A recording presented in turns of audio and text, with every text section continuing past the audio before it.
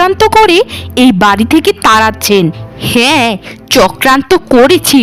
এখন তুই আমাদের কি করবি সেটা আগে বল। এবার এসেছিস তো ভালোই হয়েছে, এবার আমাদের দুজনের হাতেই তোর মৃত্যুটা লেখা আছে। বড় বৌমা, ঘর থেকে একটু কেরোসিন আর একটু আগুন জ্বালিয়ে আনো তো, ওর গায়ে আজ আগুন দেব আমরা। আমি কিন্তু এখনো ভালো মতো কথা বলছি, ভালোই ভালোই বলছি।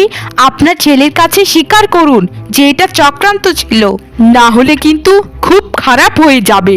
স্বীকার আমরা করব না। কি করবি? হ্যাঁ, কি করবি আমাদেরকে? কি করব? তাহলে এই দেখো, আজ তোমাদের দুজনকে আমি খেয়ে ফেলবো। আমার কথা যদি তোমরা না শোনো, আমাকে যদি আরেকটু রাগাও, তাহলে কিন্তু তোমাদের মৃত্যু হবে আমার পায়ের নিচে পিষে পড়ে। ও বাবা বাবা বাবা বাবা গো, ছোট বৌমা, তুমি এত বড় দৈত্যের মতো বড় কি করে হয়ে গেলে? ছেড়ে দাও, আমাদের দুজনকে ছেড়ে দাও, আমরা সব কিছু স্বীকার করব। আমি রাজুকে এখনই খবর পাঠিয়ে শহর থেকে গ্রামে আনছি। আমি সকল কিছু খুলে বলবো। আমাদেরকে দয়া করে মেরো না বৌমা, আমাদেরকে ছেড়ে দাও।